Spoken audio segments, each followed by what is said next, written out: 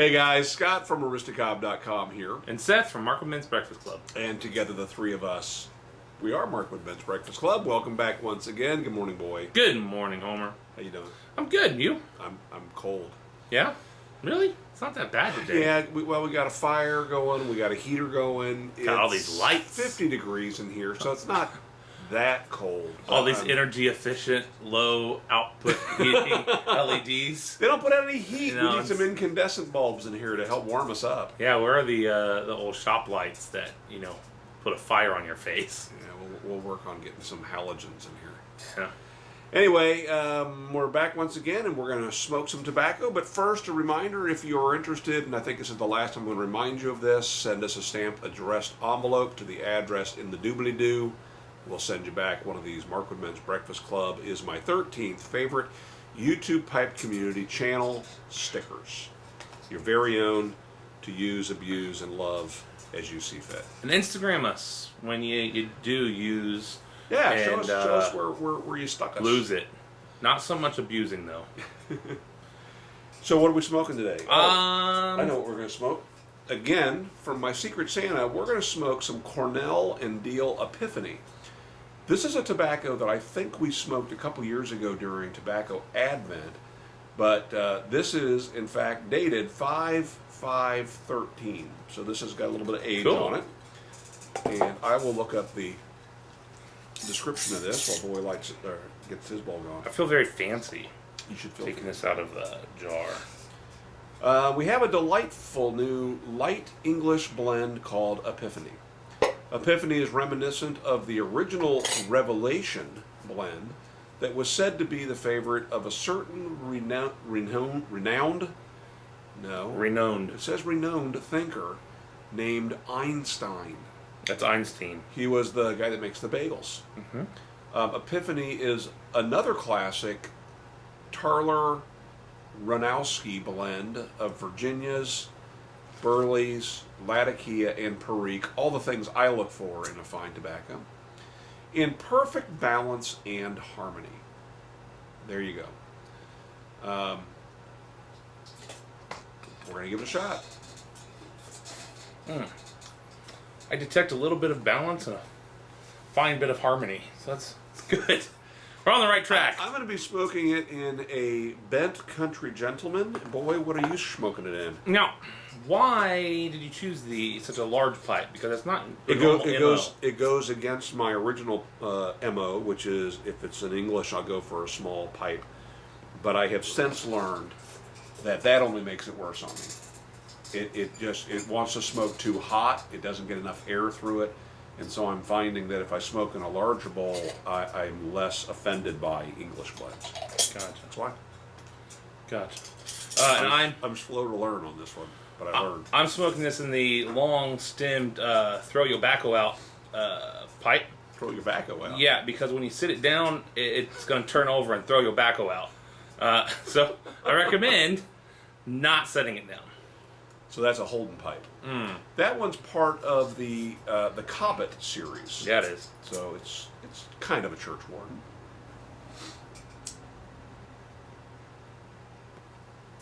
So I got a couple things I want to talk about today.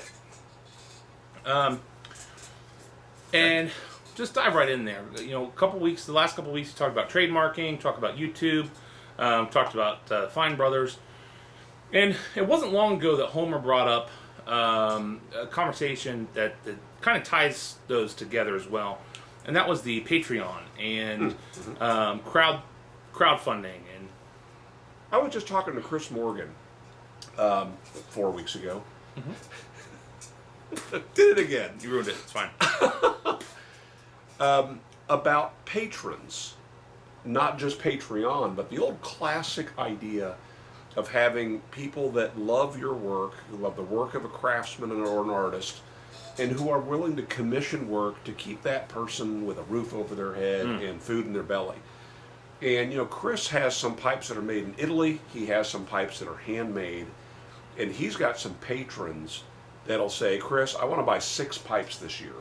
I want this one made with this type of briar. I want this sort of shape. This one I know is really complicated and has a lot of special requests, so just let me know when you get that one done. And so the whole idea of patron goes way, way, way back. You know, churches used to be the patron of the arts and would pay artists to paint ceilings and things like that. So this whole idea of crowdsourcing or crowdfunding is a throwback really to this idea of finding patrons. Which is now any of us can be a patron for a real small amount and throw some support the direction. Like in the case of Patreon, the website, we can throw a little support behind the people that keep us entertained. Yeah, yeah. And other things too. I like the idea of it because, as we discussed a couple months ago, if you appreciate and enjoy something that an artist is creating, then it is in your best interest to support them because it allows them to continue to create that thing that you so appreciate. And so, and in many cases, you get something from it as well. Kickstarter is kind of the first, Kickstarter and Indiegogo are two of the first crowdfunding sites that really have swept up in the last few years. I just supported something on Kickstarter not long ago. I recognize I'm going to have to wait a few months to get it, but I've done that for probably 5 to 10 items. Have not had a bad experience yet. I've had a mediocre experience. It wasn't quite as amazing as it appeared experience, but that's okay. I've sponsored a couple products and now 3 albums. Yeah. 3 recordings. So one thing that I did not sponsor, not while it was in the crowdfunding stage, is a movie being produced by Rooster Teeth. I've talked about Rooster Teeth 1 or 2 times. Rooster Teeth. Yeah. Their logo is a rooster next to a set of dentures and a rooster teeth. If you're thinking about creating a logo, just pick 2 random words, or creating a name for your company, just pick 2 random words. It worked out for them. Rhett and Link's podcast is Ear Biscuits.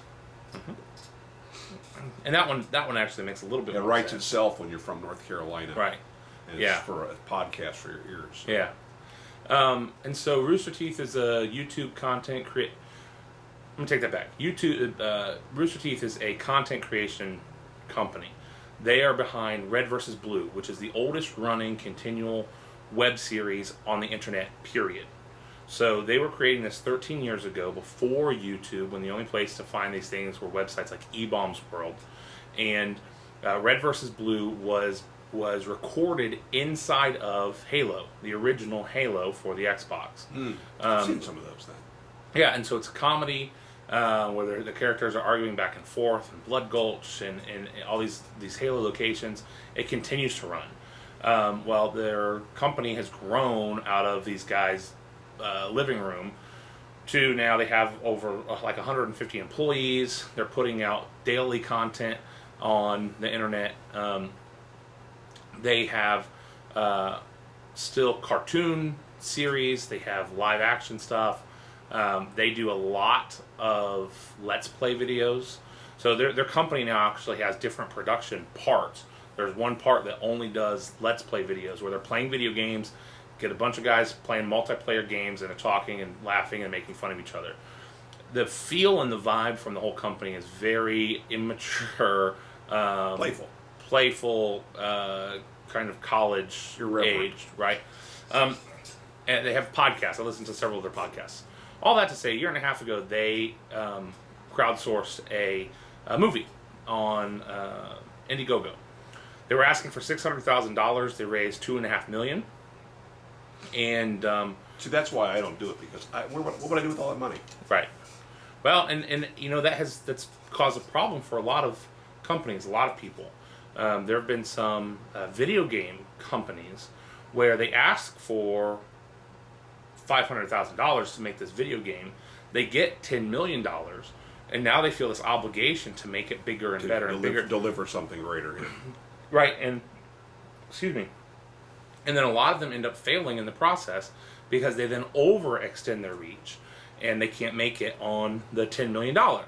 And so imagine the PR that happens then when you promise something here, you then, because you've received so much money, you make a bigger promise and then you can't deliver on it. So that's been an issue in the crowdfunding community. But all that to say, Rooster Teeth created this movie called Laser Team, and they were T-E-A-M? T-E-A-M, Laser Team. They released it in some major cities, and then for any cities where it wasn't showing, they partnered with a company called Tugg, T-U-G-G, which I'd never heard of. But apparently Tugg is a way for people to kind of crowdsource bringing indie movies into their own theaters.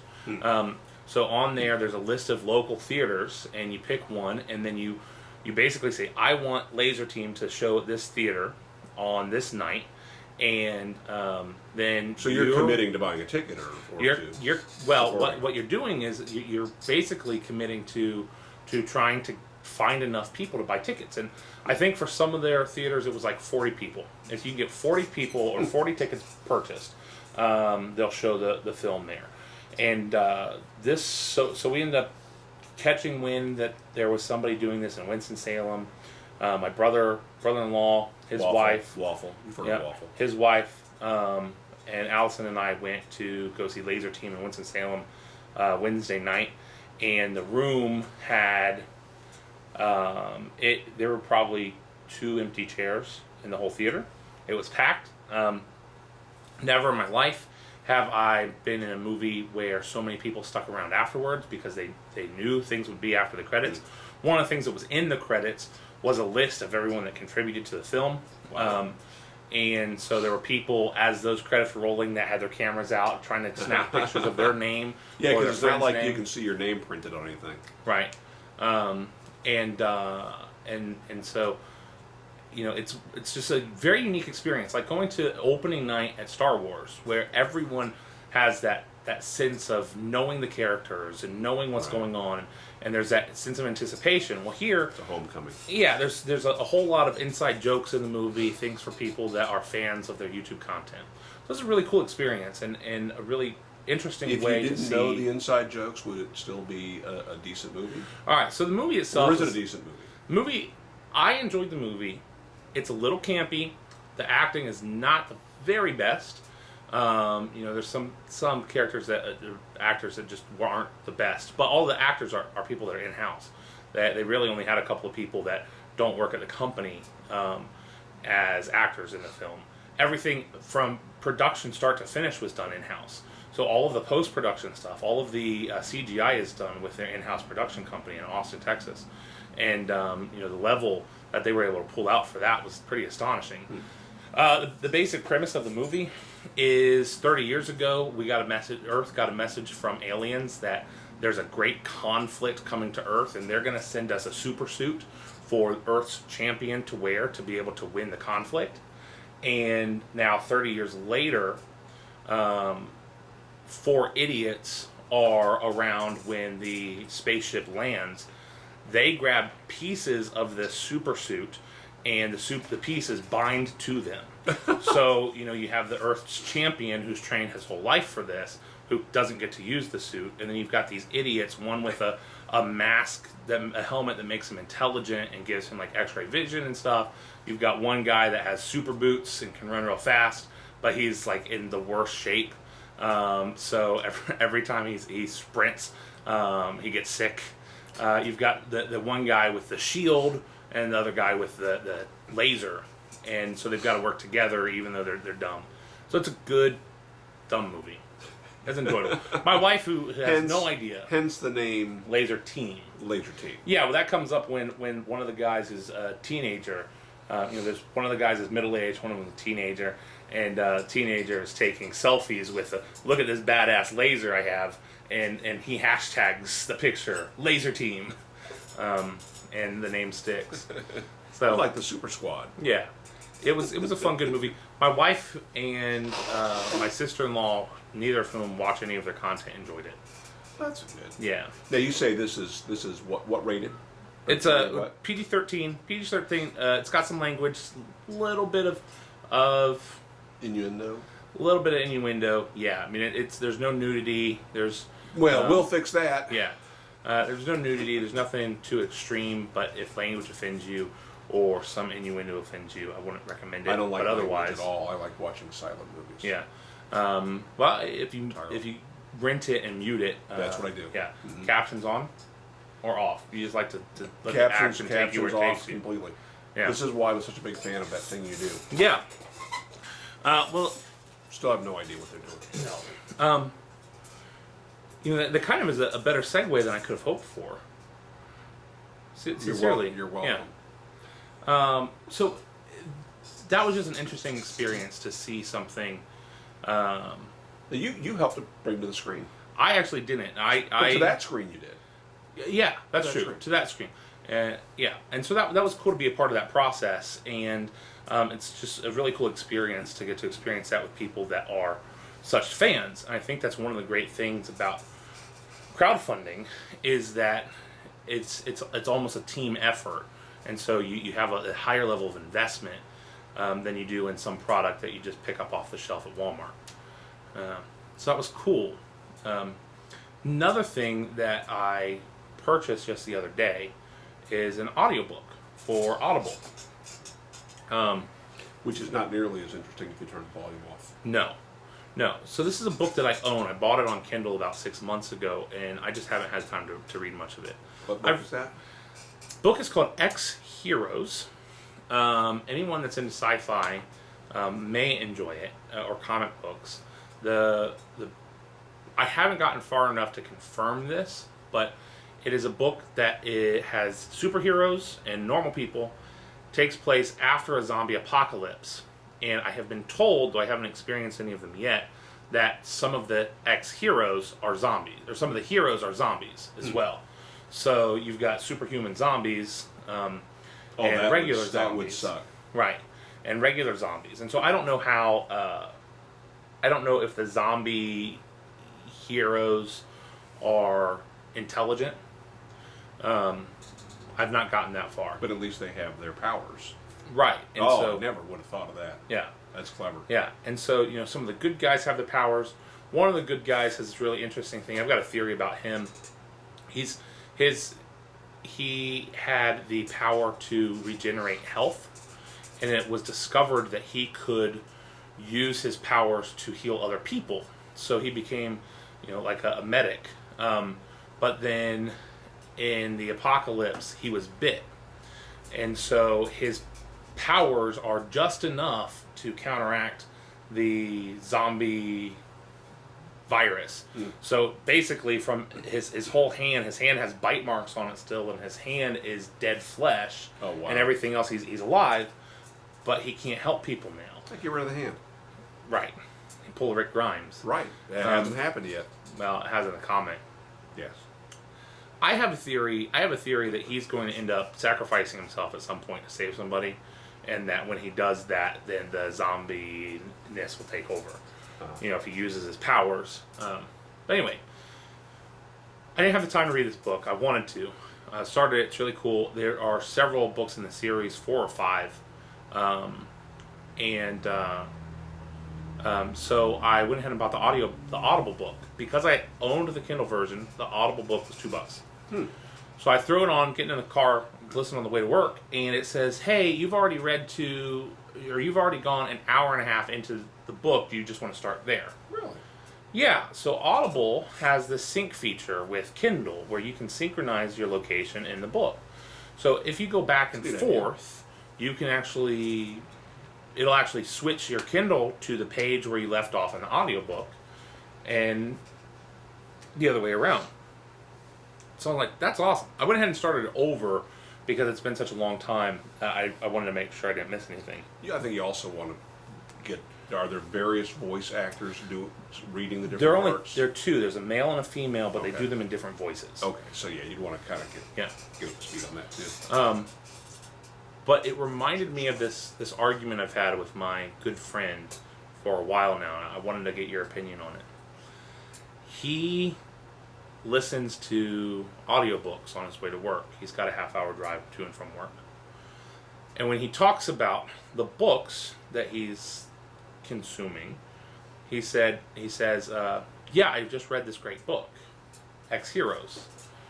And I always, bust his chops about it. Yeah. Say, you had story time. You had somebody read it to you. You did not read it. He'll argue back. No, I read it. I consumed the content. I read it. All right. So what's your take on that? You already listening to an audiobook. You just got it. No, he heard it. He listened to it. I have no problem with someone listening to an audiobook, but you didn't read the book. All right. So it's like seeing a movie and saying that you read the book. Right. No, you didn't. Although someone reading you the book is closer to the book than watching a movie about it. But no. All right. So I have this fear that I've defeated the own argument. The other day I was taking a shower and this thought came to my head and I was really upset about it. If you dictate a book... Did you write it? Right. You authored it. You authored it. And I think that's really what it boils down to. Yeah, you authored the book. No, you did not write the book. You didn't. That's why they're called authors. You didn't write the book. So if you didn't physically do the writing, then you didn't write it. Would you change the language to say that you typed the book? I mean, writing is pen and paper. You authored the book. I'm sorry to use English on you here, but that's what it is. All right. What about if you're blind and you have television on? Yeah. Can you watch The Walking Dead? Obviously, you can't watch The Walking Dead. Okay. So what have you done? What is the action that you've done? You've listened to The Walking Dead. Okay. Like an audiobook. So would you correct somebody if they brought that up in conversation? Of course I would, because it's the way I am. Of course I would. So what, did I do this? Huh? No. Oh, I thought you were setting this up to tell No. me. So then what you're saying is... No. The one about writing the book is where I have a harder time.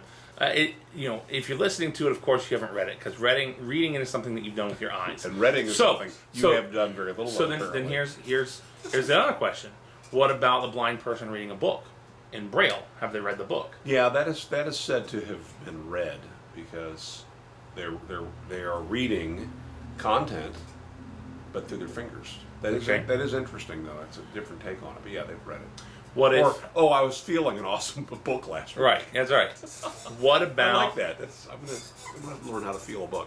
What about sign language? If you're having a conversation using sign language... They do say I was talking to someone or speaking to someone. Right. Yeah, that's absolutely true. Okay. Yeah. So that's how it's interpreted, but would you say that's accurate? Okay, so my deaf friends, I don't know that I would want to get into an argument with them over the fact that they've never... talked to anyone. Right. I wouldn't say that. But you're willing to tell speaking. someone, you're willing to tell a blind person they didn't watch The Walking Dead? That is correct. Okay. So you don't have any blind friends, huh? Let's face it. If they get upset, I can avoid them pretty easily. You know that we have, I have, at least on the Aristocop channel, I have a couple blind subscribers. And it wouldn't surprise me to find that we have a few blind subscribers to this channel. But they don't watch us. Yeah, and we have other friends that will download and listen to our show, because for the most part, you don't need to watch. We're doing like a visual podcast here. Right, but in the conversation though, I mean, I was watching your video. Watch your video. No, I mean they would say to me, "I was listening to your video." Okay. They just say that because that's what they do. Right. Are there any other things that we do like that? Again, the one for me that's the stickiest of them all is the writing a book. I find it harder to argue that someone that has, if you use Dragon dictation on your computer, right, which I do, right, to author a book. Yes. I find it harder. No, I authored it. I find it harder to say that you didn't write the book. I dictated it. That one to me feels the most like cutting hairs, splitting hairs. Cutting hairs or splitting hairs. Well, it depends on which direction you're I cutting. would say that it would be more like splitting hairs than cutting hairs. Yeah. You would. All right, so what do you think? Are you splitting hairs or cutting, or are we cutting hairs? No, seriously, that was my off the cuff answer to your question. Mm-hmm. I'll think about it some more, but I won't change my opinion because I'm usually right the first time. If I think about something too long, I just muddle it up. Yeah. So they author a book, they don't write the book. I'd say a lot of authors these days Are not writers. Are not writers. They're Right. dictating the books.